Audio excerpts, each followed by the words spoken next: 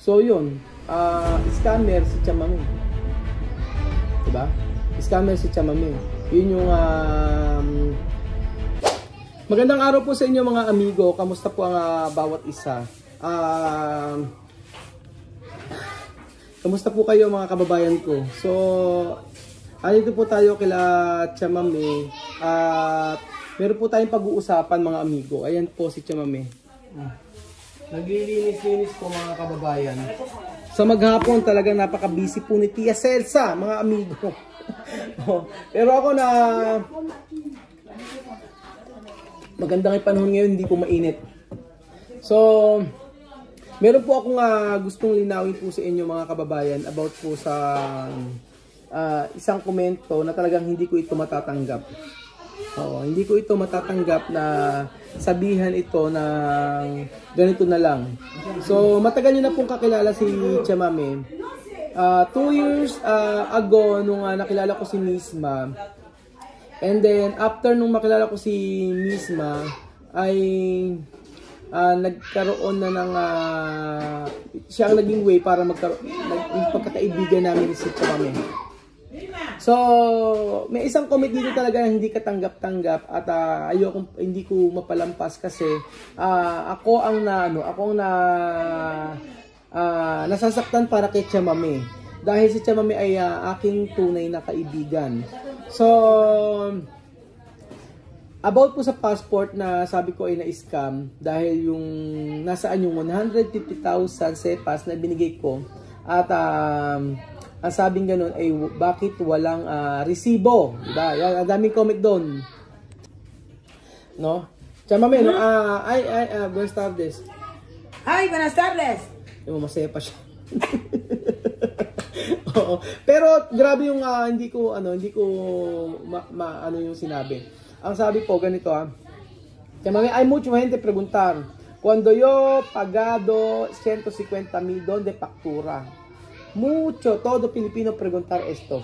Sabi ko kay Chamame, maraming Pilipino nagtatanong bakit nung nagbayad kami ng 150,000 ay nasaan yung faktura? Nasaan? Yun ang sabi ko kay Chamame. Hay mucha gente preguntar por qué donde factura cuando yo pagado 150,000. Hay mucha gente preguntar. Ahora tú explicar. Tiene razón de preguntar, sí. Porque nosotros no pagamos dinero así, pagamos dinero después se ingresa en el banco. Los del banco te dan... ¿Ingreso de banco? ¿Cómo se llama? Dinero se ingresa en el banco. ¿No puede pagar? ¿Está en la oficina? No, tú no das así oficina. Cuando ¿quién paga? ¿Tú pagar? Te dan papel en la oficina, tú llevas en el banco, tú ingresas. Te dan comprobante de pago en el banco, tú llevas en el... ¿Por qué banco? ¿Dónde banco pagar? No se paga en eso, se paga en el banco. No paga de... Cualquier banco, societe, banco, tú ingresas, te dan... Pero hay gente aquí cogido dinero. Sí, ese dinero, por eso te digo, esta gente coge dinero aquí, esta gente trabaja en sinagoga. Ajá. Ellos llevan directamente al banco, le dan comprobante, ese comprobante, lleva en sinagoga para poner tu nombre en la lista. Si tu nombre no está, tú no puedes tener ese papel que te he enseñado. Si tú no tienes comprobante, tú no puedes tener ese papel. So sabi ni Chamame ay yung asan yung faktura o asan yung resibo. Actually, hinahanap ko din po ito kay Chamame kung nasan yung resibo. Dati pa, sabi ko, yung ibibigay yung 150,000, yung may 2 taon na punta dito, ibinigay niya, yun daw ay, yung 2 taon na yun ang naglagay sa bangko ng pera, kasi ganoon ang rules dito. Babayad, delays no, Chamame? Chamame, de dinero mandar de banque, después banque. Cuando tú ingresas, banco te da comprobante que tú has ingresado. Ese papel tú llevas en sociedad. En sinagoga tú das. Decir tú pagado. Después tu nombre pone en la lista. Después tú sales, saca ese papel. Ganon. Magbabayad muna sa may bangko dadalhin. Tapos pagkayari ay merong lista doon na nagkapatunay na ikaw ay bayad na at doon aayusin yung papel mo o yung passport. Tapos po mga amigo, sabi kasi yun ang tinatanong sa akin. Hindi naman po ako hindi nag-iisip. Hindi naman ako yung walang isip na sasabihin nagbigay ka walang resibo. Siyempre, alam ko yun, may resibo. Kaso, may ini-explain si Chamame na yun talaga yung aking i-explain sa inyo. Ayan, mga amigo. Donde de Poto, kay Robert. Napakita ko sa inyo, mga amigo. So, naniniwala naman ako sa sinasabi ni Chamame na may katunayan kasi si Chamame, may patunay naman. Meron siyang pruweba. Merong pruweba si Chamame na hindi siya nanloloko. Bakit siya manloloko, di ba? Ayan. Ayan. So, ito po ang pruweba, mga amigo. Hindi iaayos yung iyong hindi iaayos ang iyong passport nang wala nito. Ayan po.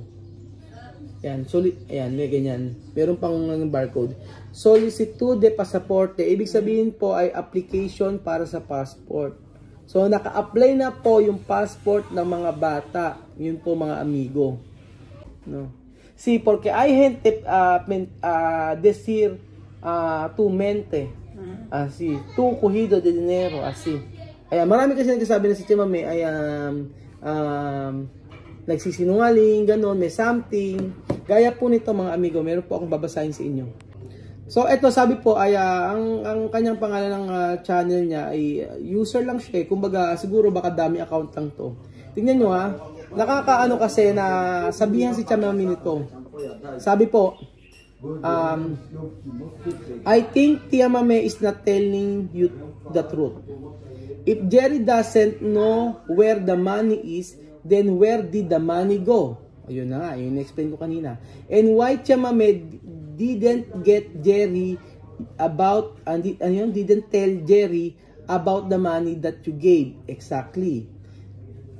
Ito ang pinakamatindi sinabi. Chamame is the scammer. So, Chamame is the scammer. Wake up, Raul. You have to see that she is pulling you from the start up to now. Yun po ang sabi. Yun. Ang naging problema po, kaya hindi alam ni Jerry yung sa may passport na ibinayad ko na 150,000 dahil nung una ang nag-aayos po ay si Chamame. Wala pong alam si Jerry sa lahat ng kinakausap ni Chamame. So, nung the time na gumawa ako ng video, sabi ko scam, naloko ako, yung ganun, about sa passport, yun po, after po nun ay naunawaan ko na hindi alam ni Jerry yung about sa binayad ko. So, in-explain ni Tia Cel sa lahat yun. So, in-explain ni Tia Cel sa lahat yun, at ang sabi ni Tia Celsa ay bayad na siya. Ganun. Kasi ang iniisip ko doon, bakit ko kailangan magbayad uli kay Jerry ng 6,000 o 60,000? Ayan. Como así? Ayan. Así. Así. Comprobante así. Ito daw sabi niya, Mami. Así. Kapag ka nakabayad daw, may ganito. Ayan. So, no solo preguntar porque ¿dónde de factura? Si tú no has pagado, tú no te pueden dar esto. Pero no hay factura. No, esto sí que dice que tú has pagado. Pero, tú das banco.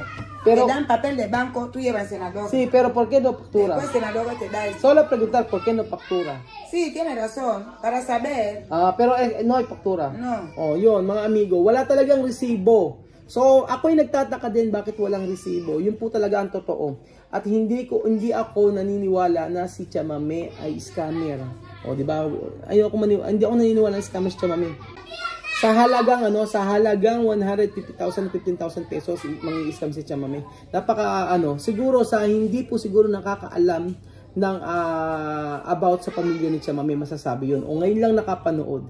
Pero ako'y nalulungkot, mga amigo, yung sabi niya, ayan po. Ayan yung comment. Iyaano ko sa inyo. Ang sabi niya nun ay Chamame is the scammer. Tapos ganon, yung sinasabi, hindi nagsasabi ng totoo si Chamame. So madaling tayo magbitaw ng salita na about si Chamame ay scammer.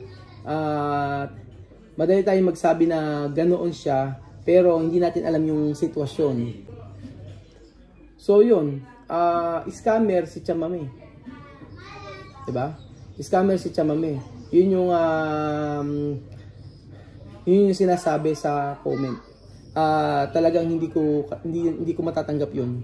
Hindi ko po mga amigo matatanggap na sabihan si Chamame na scammer dahil nasubukan ko po yung pagkakaibigan namin ni TSL sa the time na nagprank ako sa kanya, no?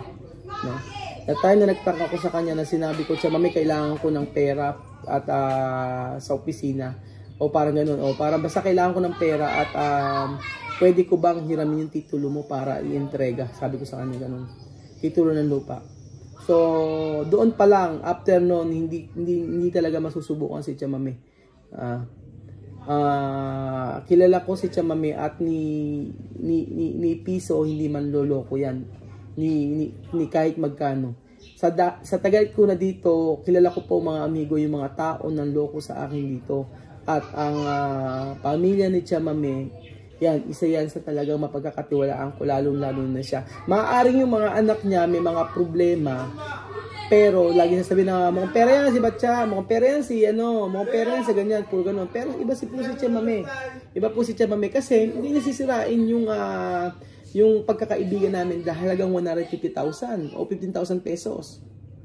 Pero sabi ni Chamame ay meron naman daw kayong rason na magtanong sa kanya kung nasaan yung faktura o nasaan yung resibo.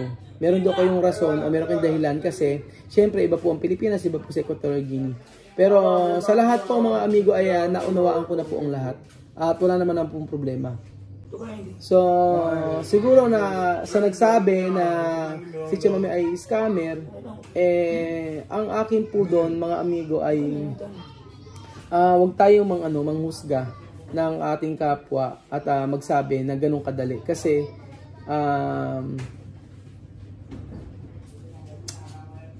hindi niyo po masyadong kilala yung kahit ako hindi niyo ako masyado, kung kilala sa video nakita niyo akong ganyan, pero yung personally hindi niyo pa ako kilala, lalo na si Chamame. So marami pagkakataon na nasubukan ko si Chamame at talagang subok ko na yung pagiging niya sa buhay niya. Magsasabi siya ng totoo, wala siyang ililihim. So during that time mga amigo ay nagkaroon lang ng misunderstanding o yung communication kasi, dahil ang alam ko about sa passport kasi ay tapos na at bayad na ako. Ngayon sinisingil uli ako ni Jerry na magbayad daw ako doon. So ako mismo mga amigo ay doon ako talaga nagalit lang. Pero dapat i-explain kasing mabuti. At ang about sa bakit daw hindi in-explain kay Chamame, ni Chamame kay Jerry, dahil hindi naman po kasi si Jerry ang nag-aayos kung hindi si Chamame. Kaya nung time na yon, noon lang naunawaan ni Jerry ang lahat.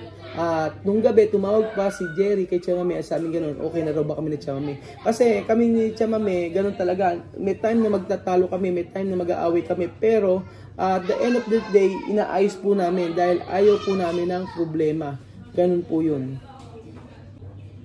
So, Chamame, perdóname cuando yo habla mal contigo porque esto pasaporte tarda. Pero yo no, de problema, tú no explicarme bien, yo no entiende. Sí. Tú no explicar con Jerry, esto problema. No, pero no pasa nada. Yo no enfadar. También bien para tú saber. Sí. Cuando tú no sabes, no bien. También. Como yo guardar algo, así. Sí. Pero no puedes guardar todo cuando yo explicar para tú saber. Sí, ay mga amigo, sabi ko kay Chamame, sorry kung nagsalita ako ng hindi maganda sa kanya. Kasi ang sabi ko ng last time, sabi ko Chamame, yan na yung last, ayoko nang maglabas ng pera. At ang sabi ko sa kanya ay hindi ako maglalabas ng pera sa passport, sabi ko sa kanya ganun. So ang dami na pumasok sa isip ko noong time na yun hanggang tapos sabi ni Chamame, wala naman daw yung problema. Wala naman daw problema at ine-explain, kaya nga daw ine-explain niya na ng mabuti. Baka ang naging problema daw po doon ay misunderstanding at saka yung pag-explain ni Chamame. Dahil minsan may mga ine-explain si Chamame na hindi ko rin po nauunawaan mga amigo. So, ayun po mga kababayan, malinis ang lahat, walang problema, wala kang problema ng Chamame. Yun na tengo ko problema contigo. De dinero, yo no tengo problema contigo. Chamame. Chamame, todos, yo no tengo problema contigo. Y dinero, y todo tu Sí, por eso he dicho tú ahora no pagar más, porque pagar. No con cosa paga, no. Dinero, tú sufrir así para este dinero, tú sufrir mucho, yo no sé así. Sa totoo, yun nga kasi, inisip din kasi ni Tia Mame na wag ako magbayad na magbayad. Pero kasi si Jerry ang nagsasabi na magbayad ako, hindi naman po si Tia Mame mga amigo. So, ayun po. So, nagsabi po na si Tia Mame ay scammer, panoorin niyo po yung start ng video mula po umpisa na nakilala ko sila misma. Kung nagkaroon kami ng problema ni Tia Mame na about sa money, about sa ganyan, o about sa pagkakaibigan namin, nasubukan niya ako, nasubukan ko siya. Pero sa lahat po mga amigo ay naging okay kami ni Tia Mame. Nagkakatalot, nag-aaway kami behind the walang video, nagkatalot talaga kami ni Tia Mame, nag-aaway kami ni Tia Mame. Pero at the end of the day na inaayos namin 'yun. Kasi alam ko na dito sa Equatorial Guinea, dito sa Africa, siya lang po ang nagmalasakit sa akin, bukod kay Mami Kuana at sa mga tao po dito. So, ayun po mga kababayan ko, salamat po sa pakikinig ninyo. Pero ako'y malungkot lang dahil hindi natin pwedeng sabihin na si Tia Mame ay manloloko hanggat wala tayong pruweba. So, ayun po mga amigo, God bless po sa mga kababayan ko. Ingat po ang lahat.